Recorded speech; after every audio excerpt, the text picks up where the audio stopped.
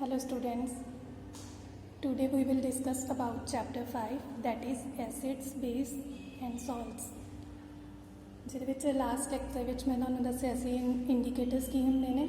Indicators ਦਾ ਅਸੀਂ ਕਿਉਂ use ਕਰਦੇ ਹਾਂ, ਕਿਉਂਕਿ ਅਸੀਂ ਕੋਈ ਵੀ ਸੋਲਿਊਸ਼ਨ ਦੀ ਐਸਿਡਿਕ ਜਾਂ ਬੇਸਿਕ ਸਟਰੈਂਥ ਨੂੰ ਨੋਟ ਕਰਨ ਲਈ ਇੰਡੀਕੇਟਰਸ ਯੂਜ਼ ਕਰਦੇ ਹਾਂ। ਕੁਝ ਨੈਚੁਰਲ ਇੰਡੀਕੇਟਰਸ ਸੀ ਜਿਵੇਂ ਕਿ litmus and turmeric and China rose. ਇਸ ਤੋਂ ਇਲਾਵਾ ਜਿਹੜਾ ਨੈਕਸਟ ਇੰਡੀਕੇਟਰ ਕੀ ਅਸੀਂ ਯੂਜ਼ ਕਰ ਸਕਦੇ ਹਾਂ, ਯੂਨੀਵਰਸਲ ਇੰਡੀਕੇਟਰ। ਯੂਨੀਵਰਸਲ ਇੰਡੀਕੇਟਰਸ ਉਹ ਵਾਲੇ ਇੰਡੀਕੇਟਰਸ ਨੇ ਜਿਹਦੇ ਥਰੂ ਅਸੀਂ ਕੋਈ ਵੀ ਸੋਲਿਊਸ਼ਨ ਦੀ ਸਟਰੈਂਥ ਨੋਟ ਕਰ ਸਕਦੇ ਹਾਂ ਕਿ ਉਹ ਐਸਿਡਿਕ ਆ ਜਾਂ ਫਿਰ ਬੇਸ ਹੈ। ਔਰ ਇਹਦੇ ਵਿੱਚ ਅਸੀਂ ਕੀ ਫਾਈਂਡ ਕਰ ਸਕਦੇ ਹਾਂ, ਪੀਐਚ ਦੇ ਥਰੂ ਅਸੀਂ ਕੋਈ ਵੀ ਸੋਲਿਊਸ਼ਨ ਦੀ ਐਸਿਡਿਕ ਜਾਂ ਬੇਸਿਕ ਸਟਰੈਂਥ ਨੂੰ ਨੋਟ ਕਰਨਾ ਹੈ। ਯੂਨੀਵਰਸਲ ਇੰਡੀਕੇਟਰ ਕੀ ਹੁੰਦਾ ਹੈ? Universal indicator is a mixture of all the different indicators. मतलब ये जोड़ा बाकी सारे इंडिकेटर्स ने उन्होंने की होएगा, मिक्सचर होएगा। और ये जोड़ा वा बहुत सारे कलर्स होंगे जिन्होंने कलर्स के बेसिस पे असी कोई भी सोल्यूशन की स्ट्रैंथ फाइंड कर सकते हैं, एसिडिक जां बेसिक। जिमें कि तुहानूं बोर्ड के उपर एक दिता होया पीएच पेपर जिहदे डिफरेंट कलर्स दिते हुए हैं और उन्हों की पीएच दी हुई है। ਅਸੀਂ ਜਿਹੜੇ ਵੀ ਸੋਲਿਊਸ਼ਨ ਦੀ ਫਾਈਂਡ ਕਰਨੀ ਆ ਪੀਐਚ ਜਾਂ ਫਿਰ ਸਟਰੈਂਥ ਫਾਈਂਡ ਕਰਨੀ ਆ, ਅਸੀਂ ਉਸ ਸੋਲਿਊਸ਼ਨ ਨੂੰ ਜਿਹੜਾ ਵਾ ਇੰਡੀਕੇਟਰ ਦੇ ਵਿੱਚ ਮਿਕਸ ਕਰਾਂਗੇ ਔਰ ਜੋ ਵੀ ਕਲਰ ਆਏਗਾ ਜਿਵੇਂ ਰੈੱਡ ਔਰੇਂਜ ਯੈਲੋ ਐਟਸੈਟਰਾ, ਜੋ ਵੀ ਕਲਰ ਆਏਗਾ ਉਹਦੇ ਥਰੂ ਅਸੀਂ ਜਿਹੜਾ ਪੀਐਚ ਨੰਬਰ ਫਾਈਂਡ ਕਰ ਲਾਂਗੇ ਔਰ ਸਾਨੂੰ ਇਸ ਤੋਂ ਪਤਾ ਲੱਗ ਜਾਏਗਾ ਕਿ ਕੋਈ ਵੀ ਸੋਲਿਊਸ਼ਨ ਕੀ ਹੈ, ਕਿੰਨਾ ਐਸਿਡਿਕ ਆ ਜਾਂ ਫਿਰ ਕਿੰਨਾ ਬੇਸ ਹੈ। ਜਿਵੇਂ ਕਿ ਤੁਹਾਨੂੰ ਬੋਰਡ ਦੇ ਉੱਪਰ ਜਿਹੜਾ ਚਾਰਟ नज़र आ रहा पीएच पेपर, ये जिमें साढ़े को कलर आ जाता है रैड कलर, तो वह वाले सोल्यूशन की पीएच वैल्यू की होएगी 1 और 1 पीएच वाले दी 1 जी पीएच वैल्यू हो वो वाला सोल्यूशन की होएगा स्ट्रोंग एसिड, जिसकी एग्जाम्पल की है HCl या H2SO4 सल्फ्यूरिक एसिड। और अगर साढ़े को 3 to 6 पीएच वैल्यू आती है और कलर भी वो बेस पर ही आएगा तो फिर सानू वो वाले पीएच वैल्यू पता चल जाएगी और ये इंडिकेट की करते हैं weak acids. For example dilute H2SO4 and lemon use. और नैक्सट है अगर साढ़े को ग्रीन कलर आता है कोई भी सोल्यूशन का, ग्रीन कलर की इंडिकेट करता है pH value 7 that is neutral. Neutral मीनस कि ना तो वो एसिडिक होएगा ना ही बेसिक होएगा, जिमें कि milk and pure water. Milk and pure water की ने न्यूट्रल इन नेचर। तो नैक्सट है लाइट ब्लू कलर। अगर पीएच पेपर की वैल्यू जी है लाइट ब्लू कलर आती है 8 to 11 पीएच जोड़ा नंबर इंडिकेट करेगा तो फिर एक ही डिनोट करता है साढ़े को वीक एल्कली। एल्कलीज जिमें कि तुहानूं पहले भी दस्सिया सी वो वाले बेसिस होंदे ने जिहड़े कि वाटर दे विच सॉलेबल होंदे ने। फॉर एग्जाम्पल वाटर एंड अमोनीया की ने वीक एल्कली ने। नैक्सट इज़ अगर 12 to 13 और 14 वैल्यू आती है साढ़े पीएच पेपर की ਜਾਂ फिर सोल्यूशन की पर्पल या वायलट कलर आता है तो एक ही इंडिकेट करेगा स्ट्रोंग एल्कली स्ट्रोंग बेस होएगा। 14 जिहदी वैल्यू होएगी वो की हुंदा है strong base. For example NaOH sodium hydroxide and KOH that is potassium hydroxide, ये दोनों की ने वैरी स्ट्रोंग बेस है। और इसका असी जिहड़ा वा यूनीवर्सल इंडिकेटर्स ਜਾਂ पीएच नंबर की हैल्प के नाल भी कोई सोल्यूशन की एसिडिक स्ट्रैंथ या बेसिक स्ट्रैंथ नोट कर सकते हैं। Next is synthetic indicators. Synthetic indicators वो वाले इंडिकेटर्स होंगे ने जिहड़े कि असी लैबोरेटरी दे विच प्रिपेयर करते हैं, खुद प्रिपेयर किए जाते हैं। ये मोस्ट कॉमन एग्जाम्पल इन्हां दी की है फिनोल पतलीन। फिनोल पतलीन जिहड़ा सिंथैटिक इंडिकेटर है और ये सानू एसिडिक मीडियम दे विच रैड कलर देगा, pinkish colour to red colour हो जाएगा। और बेसिक मीडियम दे विच जिहड़ा वा सानू पिंक कलर देगा, बेसिक दे विच रैड कलर पिंक कलर देगा।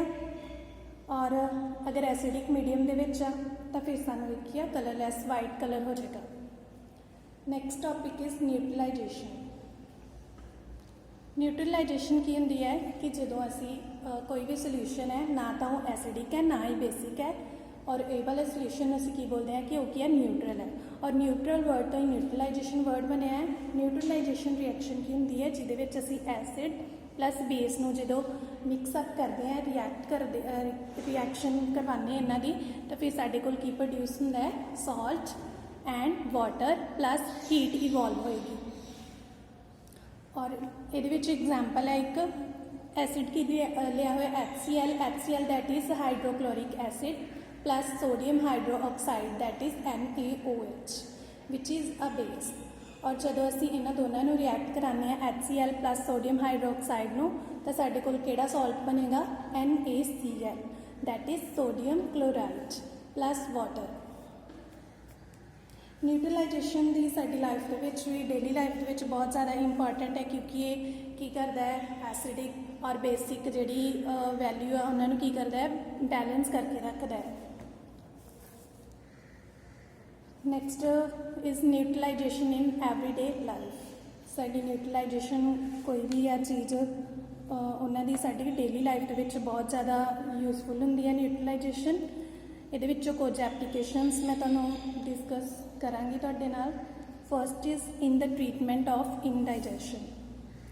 इनडाइजेशन ਦੇ ਵਿੱਚ ਕੀ ਆਏਗਾ कि ਸਮਟਾਈਮਸ ਕੀ ਹੁੰਦਾ है कि ਅਸੀਂ ज़्यादा ऑयली ਜਾਂ स्पाइसी फूड खा ਲੈਂਦੇ ਹਾਂ ਤਾਂ ਫਿਰ ਕੀ ਹੋ ਜਾਂਦਾ ਹੈ ਸਾਨੂੰ पेट की प्रॉब्लम हो जाती है डाइजेशन की प्रॉब्लम हो जाती है।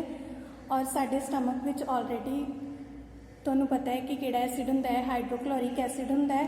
बट जदों असीं ज़्यादा स्पाइसी जां ऑयली फूड ईट कर लैंदे हैं तो फिर की है एसिड ज़्यादा प्रोड्यूस हो जाता है और ये वाला HCl जिहड़ा एसिड है वो की है ज़्यादा अमाउंट दे विच हो जाता है और फिर सानूं किहड़ी प्रॉब्लम हो जाती है एसिडिटी। और ये वाली एसिडिटी तो सानूं रिलीफ मतलब राहत पाउण लई फिर कुछ एंटासिड टैबलेट लैणे पैंदे ने। एंटासिड टैबलेट्स वो वाले हुंदे ने जिहड़े जिन्हां दे विच की हुंदा कुछ अमाउंट दे विच बेस प्रेजेंट हुंदा है और जदों असीं उन्हां टैबलेट्स नूं लैंदे हां तां फिर वो बेस ते रिएक्शन एसिड करके रिएक्शन की करते हैं साडे पेट दे विच जिहड़ा वा वो एसिड दी अमाउंट नूं जिहड़ा वा बैलेंस कर दिंदे ने। इस तरह जिहड़ी आ वैल्यू मतलब न्यूट्रल हो जाता है एसिड ते बेस जिहड़ा और इस तरह सानूं जिहड़ा रिलीफ मिलती है एसिडिटी तो। नैक्सट सैकेंड एप्लीकेशन है in the treatment of ant और बी स्टिंग।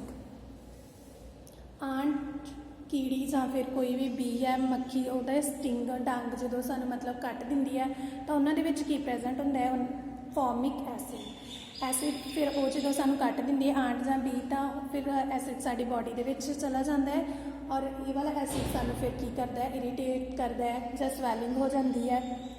और फिर ये वाली इरीटेशन ਜਾਂ स्वैलिंग तो बचन ਲਈ सानू केड़ा पेस्ट लगाना पैंदा है बेकिंग सोडा। बेकिंग सोडा कि एग्जाम्पल है बेस की।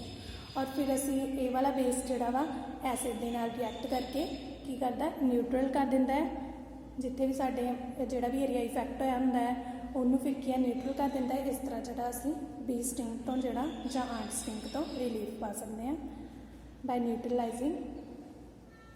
Next is in the treatment of tooth decay। tooth decay क्यों होंदा है क्योंकि समटाइम्स की होंदा है फूड दे विच बहुत सारे बैक्टीरियाज प्रेजेंट होंदे ने।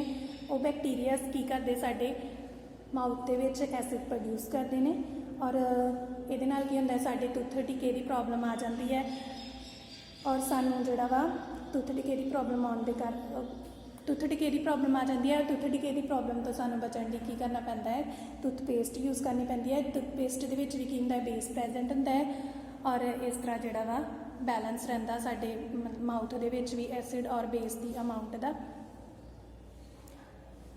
सो एक्सेस जिहड़ा एसिड है वो की न्यूट्रलाइज हो जाता है। So our next lecture is on Saturday. Next असी डिस्कस करांगे salts. Thank you so much.